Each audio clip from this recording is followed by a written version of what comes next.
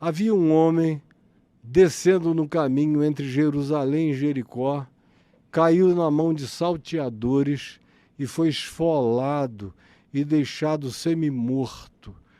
Passava um sacerdote do templo de Jerusalém. Quando viu o cara caído no caminho, sabia que entre Jerusalém e Jericó tinha muito assalto, o que ele fez? Se desviou, tomou um caminho bem largo para não passar perto. E a vida dele era cultuar a Deus, era sacerdote, era oferecer liturgias, era sacrificar animais, era fazer isso tudo, mas se desviou do homem caído. Atrás dele, que aquilo é uma descida, é na direção do Mar Morto, que se desce, Jerusalém a 800 metros em relação ao Mar Morto, que está 800 metros abaixo, e abaixo do Mar Morto mais 400 metros de profundidade, são 1.200 metros ao todo, entre Jerusalém e a profundidade do Mar Morto, vinha um levita, que era um cara que cuidava da música no templo, que recitava os salmos. Hierarquicamente, ele era inferior ao sacerdote. Aí ele viu o chefe dele se desviar, ele falou: o que é que eu vou fazer aqui, ajudando esse cara caído? Meu chefe olha para trás, vai achar que eu estou dando lição de moral e de ética e de qualquer outra coisa. Tomou o mesmo caminho do chefe. Aí Jesus disse: naquele mesmo caminho, no entanto, passava um samaritano. Aí, antes de eu prosseguir, eu preciso explicar quem era o samaritano para o judeu. O samaritano era o cara mais odiado pelos judeus, no geral, naquela época. É claro que havia alguns judeus que não odiavam tanto os samaritanos, mas a grande maioria odiava completamente. Por quê? Porque os samaritanos, quando foram para o seu exílio na Assíria, eles se miscigenaram com o DNA dos assírios. Eles perderam o pedigree judaico, israelita e tudo mais. E o culto judaico ao seu pedigree, ao seu DNA, era uma coisa tão idolátrica, era maior do que o culto a Deus. E aí eles passaram a odiar os samaritanos por 500 anos. O samaritano era o cara mais desprezado. Os romanos invadiram e tomaram tudo em Israel. Cobravam impostos. Faziam fileiras de cruzes. Houve períodos em Israel em que havia 500 cruzes erguidas entre a Galiléia e Jerusalém, para que fosse um outdoor, para que todo mundo que fizesse aquela viagem olhasse para os crucificados, que em geral levavam dias morrendo de sufocação, gemendo e gritando, e aí era uma mensagem que dizia: olha o que acontece com quem não obedece os romanos. Todavia, os judeus de Jerusalém eram muito mais pacíficos e tinham uma vida muito mais próxima socialmente dos romanos, muitas vezes, do que dos samaritanos, que não faziam nada aos judeus, só tinham se miscigenado 500 anos antes.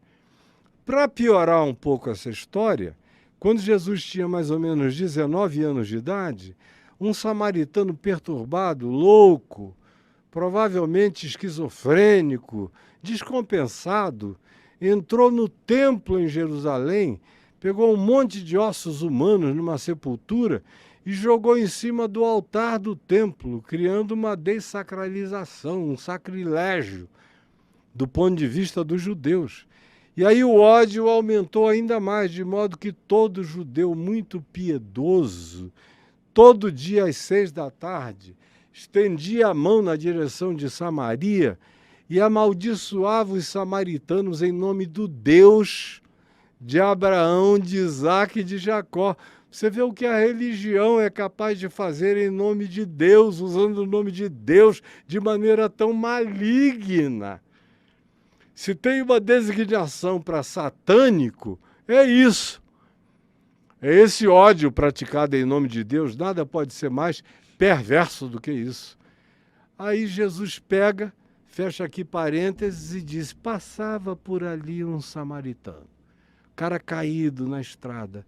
E ele se compadeceu dele, teve compaixão, se ajoelhou, baixou a sua mochila, o seu alforge, tratou dele, cuidou do homem, colocou sobre ele óleo para untar-lhe as feridas, depois lavou com vinho, o que é até uma inversão religiosa, porque esses dois elementos, do ponto de vista da cultura judaica, eram elementos considerados de libação. O que era isso? Ou o que é isso? Era o que o sacerdote jogava no altar, como gratidão a Deus, vinho e óleo. Mas na descrição de Jesus, de fato, Jesus inverteu a ordem que normalmente seria usada. Seria primeiro usado para alguém doente, ferido, esfolado, com feridas expostas, você passava primeiro o elemento ascético. Qual é o elemento ascético? O vinho. Tem vinagre, tem álcool, tem muito mais chance de ser antibactericida. Depois o óleo para ungir, para acalmar, para aliviar, para diminuir a dor. Mas Jesus inverteu essa ordem desse altar, porque Jesus considerou que o altar não estava no templo de Jerusalém. O altar estava caído e estendido no caminho entre Jerusalém e Jericó. O altar era o próximo. O altar era o sofrido. O altar era o carente. O altar era o marginalizado. E aí ele inverteu essa ordem, até médica ou religiosa. Ele passou primeiro o óleo, deu aquela aliviada na ferida do cara. Depois ele lavou com o vinho, untou-lhe as feridas e o levou para uma estalagem e disse ao estalajadeiro: eu vou deixar ele aqui, olha essa grana que eu estou deixando, cuida de tudo que ele precisar. Daqui a uns dias eu vou voltar. Se na minha volta tu tiveres gastado mais dinheiro com ele do que eu deixei, apresenta a conta remanescente que eu pago tudo. Aí Jesus vira para o religioso judeu que tinha feito essa pergunta cretina: quem é o meu próximo? Jesus disse: escuta, quem foi o próximo do homem caído à beira do caminho, no meio da estrada? Me diz. E você vai saber quem é o teu próximo. Aí o cara, no meio de uma multidão, não tendo o que responder, falou: eu suponho que aquele que usou de misericórdia para com um homem caído. Aí Jesus disse: então vai tu, para de diálogos semânticos, filosóficos, teológicos, porque a vida não é acerca de descrições do quê. A vida é acerca de como a gente trata uns aos outros e a própria existência. Vai tu e faz o mesmo. De modo que palavras sobram na nossa boca. E, frequentemente, as grandes confusões que acontecem no mundo é pela proliferação das palavras.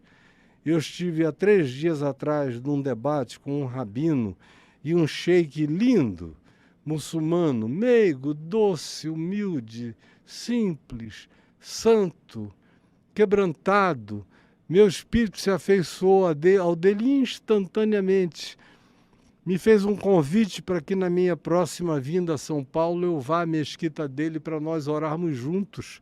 E eu falei: pode me esperar que eu estarei lá com o senhor.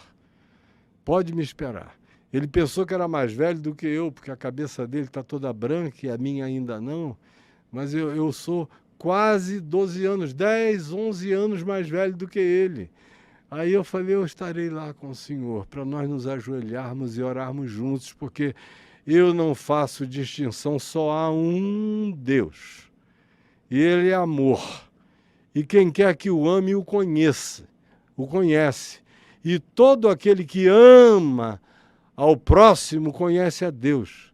E quem não ama ao próximo pode ter a boca cheia de todos os vernáculos divinos, porque não conhece a Deus. Esse é o amor que nos falta. Sobram palavras, doutrinas, dogmas, discussões, guerras baseadas no confronto de ideias diferentes, Tudo porque a gente prolifera tanto as palavras e, ao invés de silenciarmos as nossas bocas arrogantes e praticarmos a simplicidade de quem é o nosso próximo. O nosso próximo é quem está ali ao nosso lado todo dia precisando de ajuda e de socorro. E que precisa e pode ser tratado pelo meu amor, porque a proliferação das minhas palavras frequentemente apenas abismam as nossas separações. Os silêncios tratados com amor constroem pontes inimagináveis entre nós.